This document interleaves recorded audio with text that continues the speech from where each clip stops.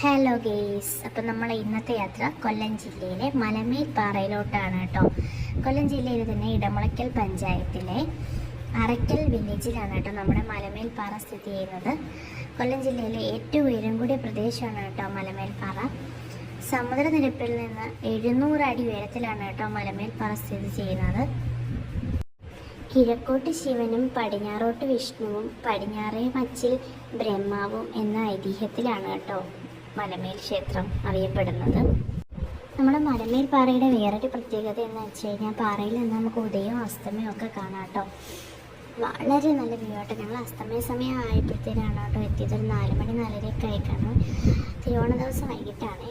നല്ല തിരക്കുണ്ടായിരുന്നു കേട്ടോ. ശരിക്കും അഡ്വഞ്ചറായിട്ടൊക്കെ ഇഷ്ടപ്പെടുന്നവർക്കൊക്കെ വളരെ നല്ലതാണ്. കുട്ടികളെ കൊണ്ട് വരുമ്പോൾ ശ്രദ്ധിച്ചൊക്കെ കയറി പോണേ. കുഞ്ഞു കുഞ്ഞു വഴികളാട്ടോ. ഇടുങ്ങിയ വഴിയിലൂടെ വേണം കയറി പോകാനായിട്ട്. അപ്പം എന്തായാലും എല്ലാവരും വരണം കേട്ടോ. വരണം. നല്ല നല്ല വ്യൂ ആണ്. വളരെ നല്ല വ്യൂ ആട്ടോ കാണാനായിട്ട്. എന്തോ ഭംഗിയാണെന്നറിയോ കാണാൻ. നമുക്ക് മലമേൽ പാറയുടെ മുകളിൽ നിന്ന് കൊല്ലം ജില്ലയുടെ ഏകദേശം വരുന്ന എല്ലാ ഭാഗങ്ങളും കാണാൻ പറ്റും.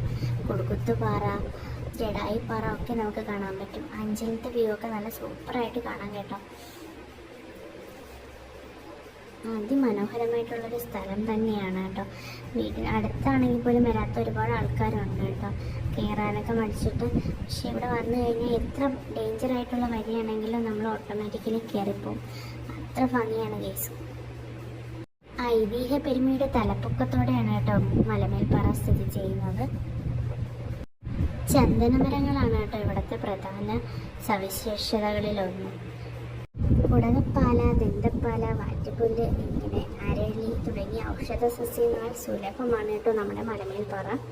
വിവിധയിനം പാറകളും അമൂല്യ സസ്യങ്ങളും സഞ്ചാരികൾക്ക് നല്ല നയന മനോഹരമായ വിരുന്നാണ് കേട്ടോ ഇവിടെ ഒരുക്കുന്നത്. നമ്മുടെ പാറയുടെ മറ്റൊരു പ്രത്യേകതയാണ് കേട്ടോ. ഓരോ പാറയ്ക്കും ഓരോ പേരാണ്.